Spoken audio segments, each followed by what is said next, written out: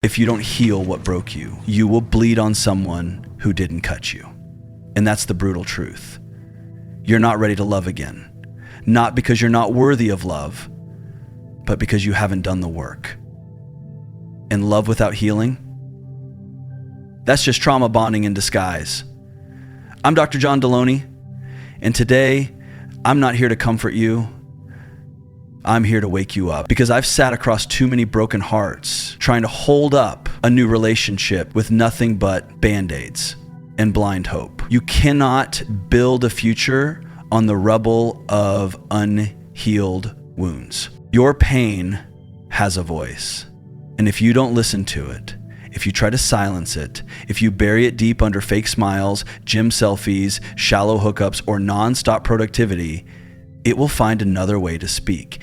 And that voice will scream through your relationships. It won't whisper.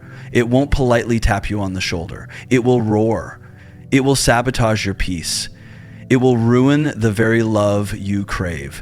You ever been in a relationship where every disagreement turns into World War III? You thought you were arguing about a text message, but really you were reacting to the abandonment you felt at age 7 when your dad walked out and never looked back. You thought you were upset because she didn't compliment your haircut, but really you've been starving for validation your entire life because no one ever told you that you were enough.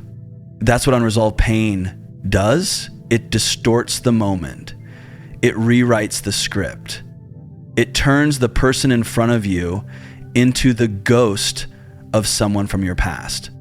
I've seen it 1,000 times. A woman gets cheated on by a man 5 years ago, and instead of healing, she builds a wall of sarcasm, independence, and control. Now, every man who genuinely loves her is forced to climb through barbed wire just to touch her soul. Or a man abandoned emotionally as a child learns to man up, suppress everything, never cry, never show weakness. And now, in his relationship, he doesn't know how to say, "I'm scared," so he gets angry instead. He doesn't know how to say, "I need help," so he shuts down. His partner thinks he's cold, distant, but deep down, he's a little boy, begging not to be left again. Pain never leaves quietly. It demands attention. And if you don't give it that attention in solitude, in silence, in therapy, in honest reflection, then it will demand attention in dysfunction. You'll start fights out of nowhere. You'll project your insecurities. You'll accuse before you ask. You'll punish before you explain. You'll sabotage intimacy because it feels unfamiliar. You'll ruin love because you've mistaken chaos for chemistry. You know what's wild? Most people don't even realize they're doing this, because pain doesn't wear a name tag. It doesn't say, "Hi, I'm trauma." It shows up as control, as jealousy, as anxiety, as numbness, as perfectionism, as codependency, as rage, as fear masked as confidence. You think you're being strong, guarded, independent, but really, you're just protecting an old wound that never healed right. Think about it. If you broke your leg and never went to a doctor, what would happen? It might look fine on the outside, but it would heal crooked. It would cause pain every time you tried to run. And eventually, even a small step would become unbearable. That's your heart right now. That's your trust. That's your emotional body, walking around with invisible crutches, snapping at anyone who gets too close. Not because you're broken beyond repair, but because you're trying to love without ever addressing what broke you. Look, I get it. Healing is messy. It's not sexy. It doesn't get likes on Instagram. Sitting alone with your thoughts, crying in a parking lot, journaling your truth, confronting your childhood, apologizing for your patterns, that's not what people post about. But that's the real work. That's where transformation happens. That's where love becomes safe instead of painful. And here's the truth. It's not your fault that you were hurt, but it is your responsibility to heal. It's your job to stop handing your new partner the bill for damage someone else caused, because eventually that person will get tired of paying for what they didn't break, and you'll be left wondering why love keeps failing you, when really it's not love that's failing. It's unhealed pain doing the talking. You ever notice how people keep attracting the same kind of toxic partner? It's not bad luck, it's familiar pain. Unhealed trauma is like a GPS. It keeps rerouting you back to what hurt you, hoping you'll finally face it. So if every relationship you enter feels like deja vu, same heartbreak, different face, it's probably not them. It's a wound screaming, please, for the love of God, listen to me. I talked to a man once who said, every time someone gets too close, I find a reason to push him away. He thought he had commitment issues. No, what he had was abandonment trauma. Every time someone loved him, his brain said, they're going to leave eventually, so leave first. That's what pain does. It becomes your operating system, your invisible script. You're reading lines you didn't even write. You can't fix what you won't face, and you cannot heal in the same environment that hurt you. If you're still surrounding yourself with people who invalidate your pain, if you're still pretending you're okay, if you're still distracting yourself with hookups, hustle, or hyper-independence, you're not healing, you're coping, and coping isn't curing. So what do? You slow down, you get still, you stop blaming your ex, your parents, the world, and you ask yourself, what part of me is still bleeding? You take responsibility, not for the pain that was caused, but for the peace you now need. You sit with a journal and write the ugly truth. You talk to someone who's trained to help. You cry the tears you never let fall. You speak the words you were too scared to say, I'm not okay, but I want to be. Because your relationships aren't failing you. Your unresolved pain is, and it's begging, screaming to be seen. You don't need another person. You need a plan to heal. That sentence might sting a little, but it's the truth most people spend their whole lives running from. We're so desperate to fill the silence that we forget to face what it's saying. You think your heart needs company, but what it really needs is clarity. It needs a strategy, a roadmap. You don't heal by jumping from one relationship to the next like stepping stones across a river. You heal when you stop, sit down, and decide you're not moving until the weight on your chest starts to lift. Because you finally faced it. We've been trained by culture to believe that healing happens in the arms of someone new, that all the pain your ex left behind will magically disappear when someone else comes along and treats you right. But let me ask you something. If you broke your leg and just leaned on another person to walk, would that leg heal? No. You'd be walking, but it would still be broken. That's what so many people are doing emotionally, walking around broken, smiling for pictures, convincing themselves they're better because someone's holding their hand. But deep down, that pain is still there. And the second that new person lets go, everything crumbles again. You don't need a warm body next to you. You need a plan, a deliberate, daily, uncomfortable plan that says, I'm going to deal with my stuff before I bring anyone else into this. Because love isn't a distraction, it's a responsibility. And dragging your baggage into a new relationship isn't romantic. It's reckless. I once sat with a guy who told me, I just feel better when I'm dating someone. I looked him in the eye and said, better or distracted? He didn't answer. He didn't have to. Most of us mistake distraction for healing. We chase the next good morning text, the next late night phone call, the next dopamine hit, just so we don't have to sit in silence and deal with the fact that we're still grieving. We're still angry. We're still blaming ourselves. But all that pain gets buried alive. And buried pain, it doesn't die. It gets stronger. Let me paint this for you. You go through a breakup. You're devastated. Instead of sitting with the grief, you hit the gym harder, work later, party more, jump on dating apps. You're doing everything but feeling. You tell your friends, I'm moving on. But the truth, you're just running away with style. And that pain, it's like a shadow. It follows you. It creeps into your next relationship. It turns sweet moments into triggers. A joke feels like mockery. Silence feels like rejection. Independence feels like abandonment. And before you know it, you're sabotaging something good because you never dealt with what broke you.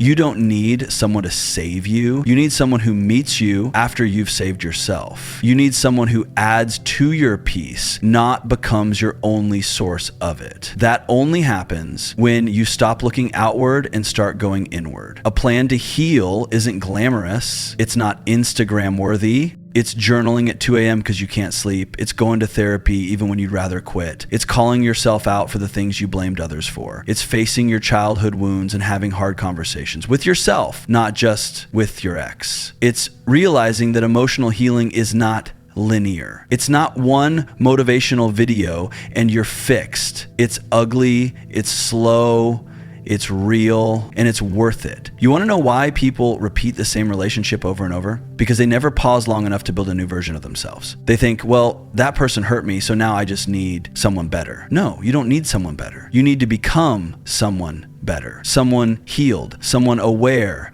someone whole. That doesn't mean you were the problem. It means you're finally ready to stop looking for healing in other people and start doing the work yourself. I met a woman once who said, I just want someone who gets me. I asked, have you gotten yourself yet? Silence. Because that's what most people are missing. We want someone to understand us, fix us, love our broken pieces, but we haven't even acknowledged our own brokenness. We want intimacy, but we haven't built emotional safety within ourselves. That's why you need a plan, because love isn't a rehab center. It's not someone else's job to fix your heart. That's your job. And that plan, it starts with honesty. Radical, painful honesty. Ask yourself, what did I learn from that relationship? What patterns did I repeat? What lies have I told myself to survive? Who am I when I'm alone? What scares me most about silence? And when you start answering those questions, that's when healing begins. That's when you realize this journey isn't about revenge or replacing them or making someone else jealous. It's about reclaiming your power, rebuilding your identity, refusing to let your pain choose your next partner. You don't need someone to lie in bed with. You need to lie awake with your own thoughts and finally face them. You don't need another hand to hold. You need to hold your own heart and tell it, I'm not running anymore. You don't need promises, you need boundaries. You don't need attention, you need intention. Because once you commit to healing, the whole world shifts. Your energy changes, your standards rise, your peace becomes non-negotiable. And suddenly, you're not chasing love, you're attracting it from a place of power, not desperation. Love without emotional safety is just fire without a fireman. It looks beautiful at first, warm, exciting, wild, but without the structure to contain it, without the tools to manage it, it burns everything in its path. It consumes you. It scorches your peace. It turns connection into chaos. And before you even realize it, what you thought was love becomes destruction wearing a smile. Emotional safety isn't some soft, optional bonus in a relationship. It's the foundation. It's the oxygen. Without it, everything suffocates. Communication, trust, intimacy, vulnerability. You can have attraction. You can have butterflies. You can have late night conversations and weekend getaways and electric chemistry. But if you don't feel safe to be real, to be raw, to be seen without judgment, you're not in love. You're in survival mode with someone you happen to like. I've talked to people who say things like, I can't tell him how I really feel. He'll shut down. Or if I bring up what's bothering me, she'll flip it back on me. That's not love. That's emotional hostage taking. That's walking on eggshells, waiting for the next explosion, holding your breath in a space that should feel like home. And the saddest part, most people don't even realize they're doing it. They think they're being patient, loyal, strong. No. They're just afraid to speak, afraid to feel, afraid to lose someone who never made them feel safe to begin with. Picture this. You're sitting in a living room with someone you love, but your heart is pounding. Not because they excite you, but because you're terrified to bring up that one thing. You rehearse it in your head 1,000 times. You try to say it perfectly, gently, respectfully, and still they react like you've thrown a grenade. That's not love. That's trauma reenactment. That's emotional dysregulation in disguise, because real love makes space for imperfection. Real love doesn't punish your honesty. Real love says, talk to me, even if it's messy, even if it hurts. I'm here. When emotional safety is missing, you start censoring yourself. You water down your truth. You say, it's fine, when it's not. You smile when you're breaking inside. You try to manage their mood instead of expressing your own. You become a version of yourself that's easier to love, but harder to live with. And over time, you lose yourself trying to keep the relationship afloat. That's the fire. That's the blaze that looks romantic from the outside, but is silently burning you alive. Think about how many relationships fail, not because there wasn't love, but because there wasn't safety. One person needed to feel heard and the other shut down. One person wanted to express fear and the other responded with defensiveness. One person asked for reassurance and got blame instead. That cycle of needing something basic and getting backlash instead is what turns love into resentment. You start resenting them for not hearing you and resenting yourself for staying silent. Emotional safety is being able to say, I'm not okay today, and not being told, you're too sensitive. It's saying, that hurt me, without being accused of overreacting. It's being allowed to grow without being guilted. It's crying without shame. It's disagreeing without fear. It's being fully seen and still fully accepted. Without that, your nervous system is always on edge. You might be laughing, eating dinner, holding hands, but deep down, your body is bracing for impact. You're preparing for the next emotional whiplash. That's what happens when love lacks safety. It becomes exhausting. You're in love, but you're never relaxed. You're connected, but never calm. You're partnered, but always pretending. People say love is hard. No, it's not. Love is work. Love requires effort, but love is not suffering. Love does not require you to betray your own needs. The hard part is unlearning what dysfunction made us believe was normal. If you grew up in chaos, silence feels threatening. If you grew up being dismissed, being heard feels suspicious. And so when you finally meet someone who listens, who stays calm, who doesn't fight dirty, it almost feels boring. That's how deep the damage runs. That's why emotional safety must be intentional. It doesn't just happen because two people are attracted to each other. It happens because both people decide to create it. It's a mutual agreement to make the relationship a place where truth can live, where both of you can be scared and still stay, where both of you can be flawed and still be loved. I once heard a woman say, I never realized I was anxious in my past relationships until I got into one where I wasn't. That's the power of emotional safety. It reveals what stress had convinced you was love. It shows you how peaceful connection can feel when you're not constantly defending your heart, when your truth doesn't start a war, when your pain doesn't get weaponized. This is why healing matters. Because if you don't heal, you'll mistake intensity for intimacy. You'll think love is meant to be turbulent. You'll think safety is weakness. But when you heal, when you learn to recognize and demand emotional safety, you stop playing with fire. You start building a fire pit. Something beautiful, something contained, something warm, not wild flames that destroy, but light that protects. That's what love is supposed to feel like. Not a roller coaster, a refuge. Not chaos, calm. Not conditional. Don't date until you can sit with yourself in silence and be okay. Not just okay, peaceful, whole, still. You know why? Because if silence scares you, you'll chase noise. If stillness feels like torture, you'll keep running. And the worst part, you won't even realize you're running. You'll call it love. You'll call it chemistry. You'll call it connection. But deep down, you're just terrified of facing your own emptiness. Most people don't fall in love. They fall into distraction. They find someone who keeps their mind busy, their schedule full, their wounds hidden under dates and kisses and text messages. It feels like healing, but it's actually avoidance dressed up as romance. They think they're moving on, but really, they've just found a new way to avoid being alone with themselves. And let me tell you, if you can't sit in a room with your own thoughts without panicking, you're not ready to share your life with someone else. You see, silence reveals what noise hides. And when the music stops, when the phone dies, when there's no one texting back, Who are you? That version of you in that moment is the one that needs your love the most. But instead of loving ourselves in that quiet, we try to get someone else to fill it. We beg someone else to sit with our pain because we won't. And then we wonder why it always ends in disappointment. I've sat across from people who said, I feel empty when I'm single. And I always ask them, what do you think a relationship is going to fix? That emptiness you're feeling. That's a you problem, not a relationship problem. Because if you're not enough alone, you'll never feel enough together.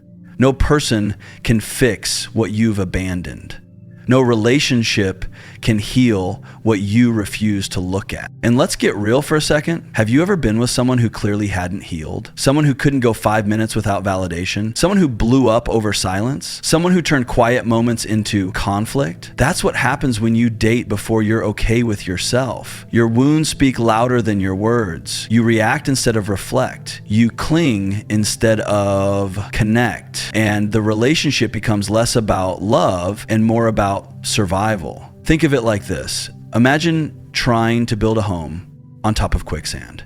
You can decorate it all you want. You can paint the walls, buy the furniture, hang the pictures, but no matter how pretty it looks, it's going to sink. That's what a relationship looks like when you haven't found stability within yourself. You might build something that looks good on the outside, but it won't last because love without inner peace will always collapse under pressure. And I get it. Sitting with yourself is hard. It's not sexy. It doesn't come with fireworks or first kisses. It's quiet. It's awkward. It's raw. It's sitting at home on a Friday night realizing you don't know who you are without someone else's attention. It's eating dinner alone and feeling the weight of your loneliness. It's waking up without good morning texts and facing the fact that you don't love your own voice yet. That's the kind of silence that makes people reach for another relationship. But that silence, that's sacred ground. That's where the healing happens.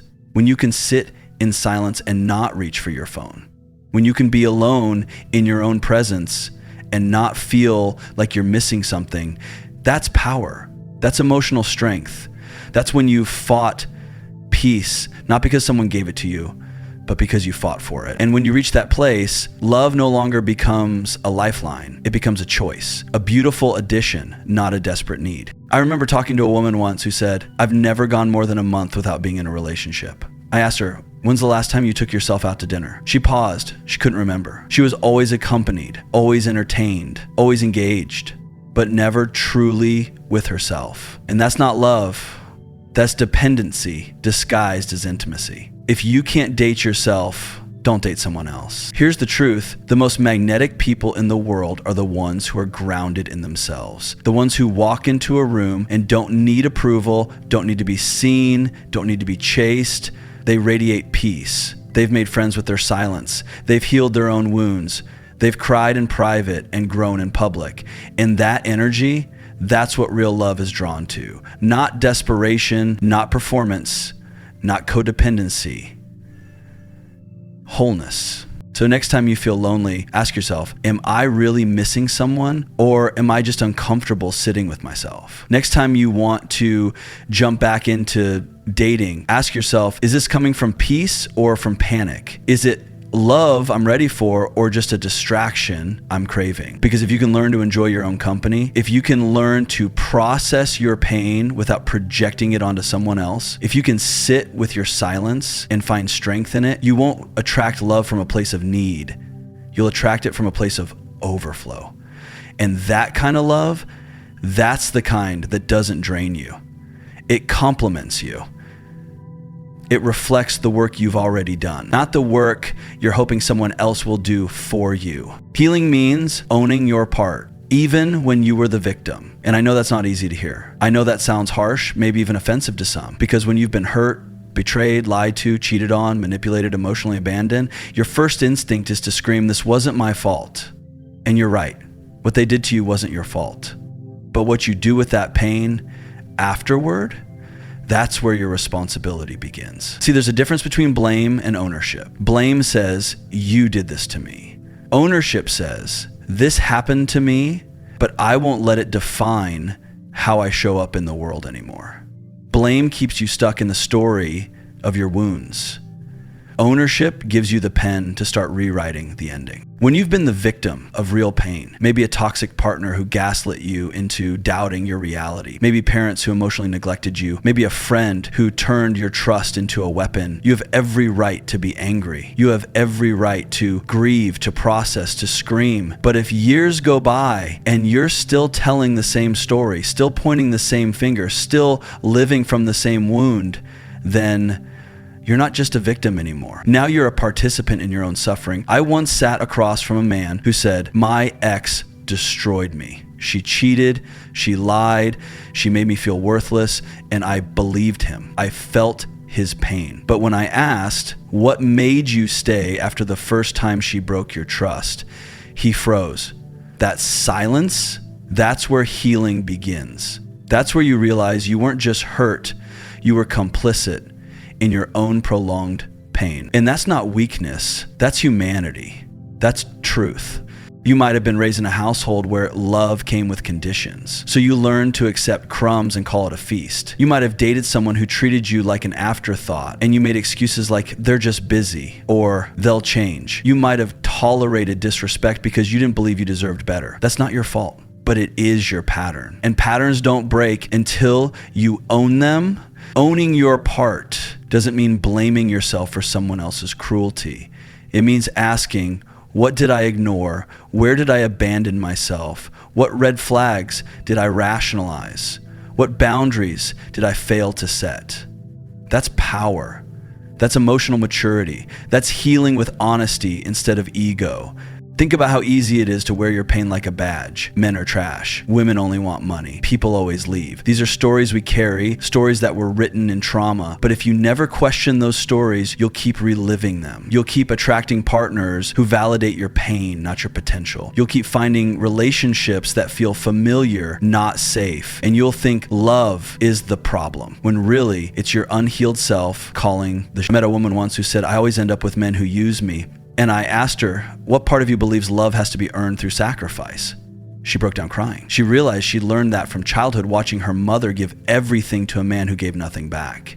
That wound wasn't her fault, but it was her responsibility to heal it.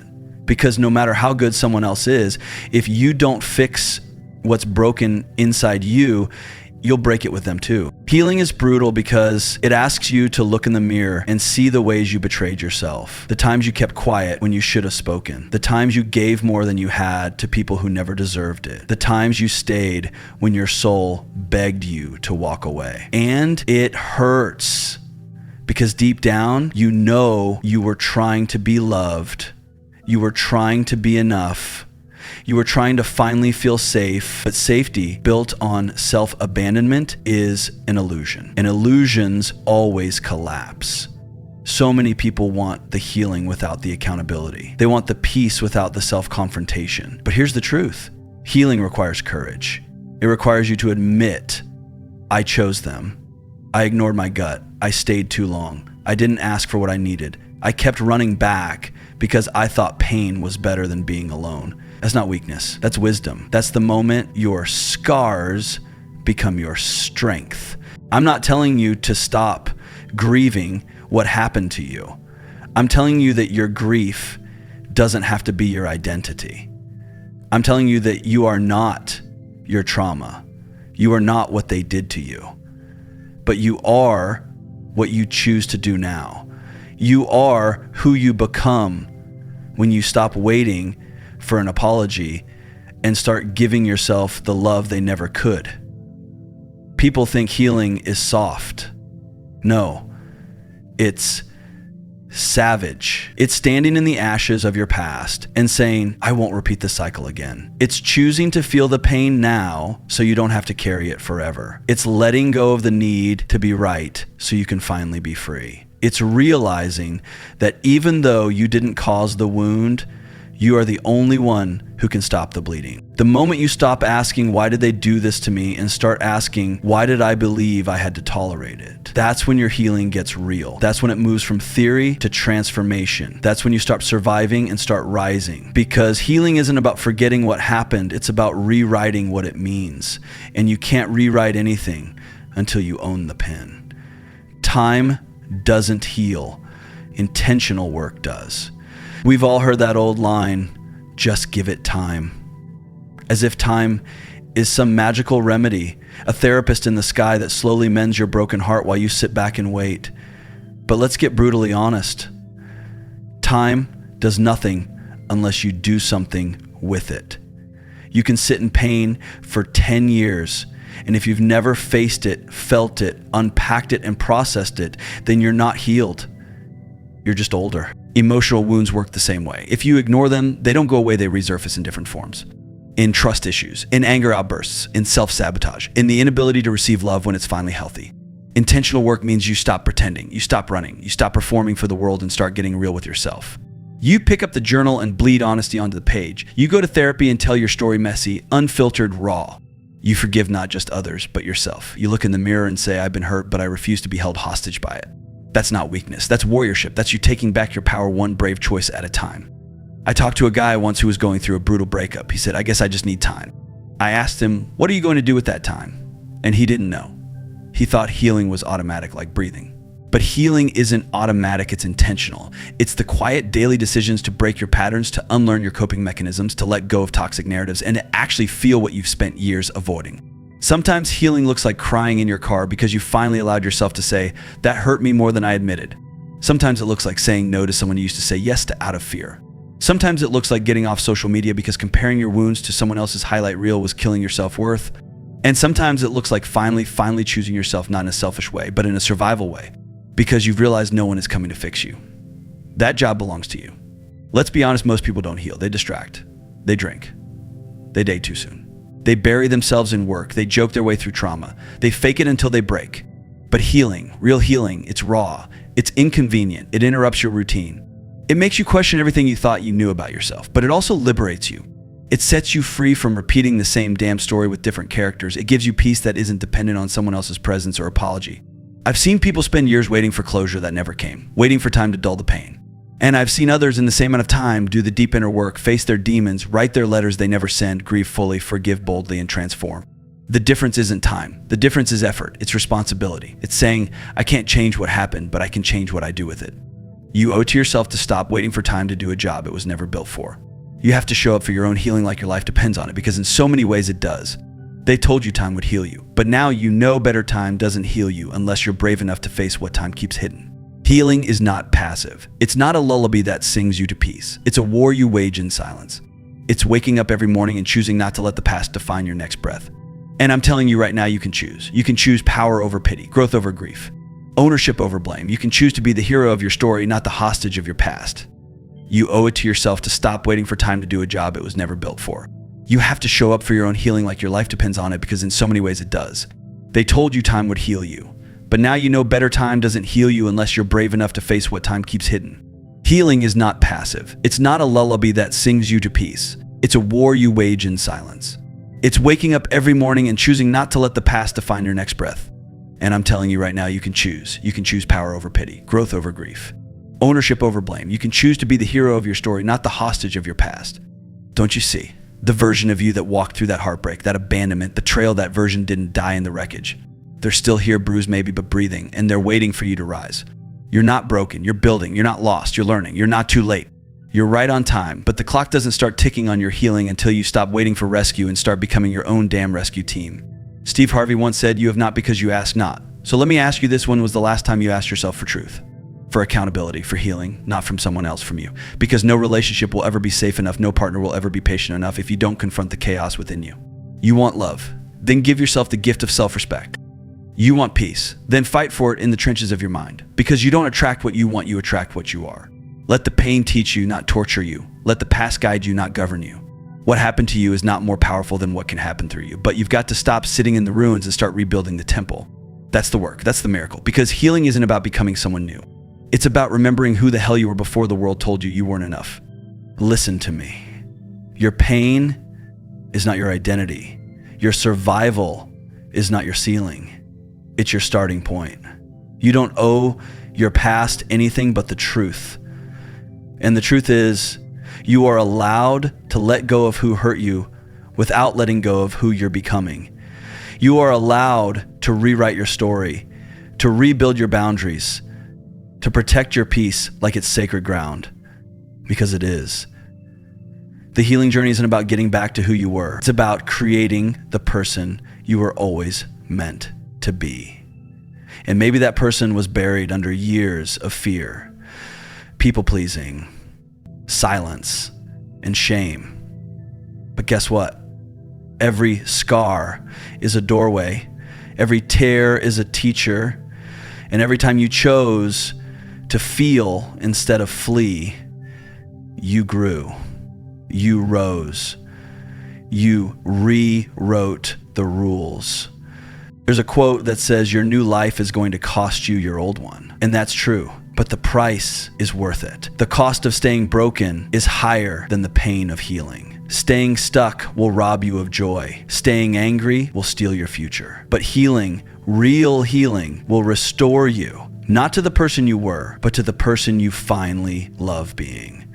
And let me remind you, with all the fire in my heart, you are not behind. You are not too damaged. You are not too late. You're right on time for your rebirth. You've cried enough. You've survived enough. Now it's time to rise. It's time to build. It's time to become. Because in the words of Les Brown, you've got greatness in you. And maybe that greatness isn't loud or perfect. Maybe it's quiet, messy, and forged in fire. But it's yours. It's real. And it's waiting for you on the other side of your healing. So stop waiting for time to do the job that only your courage can. Stand up. Take a deep breath. Look in the mirror and say, I'm not what hurt me. I'm what I decide to heal. And that right there, that's how legends are born.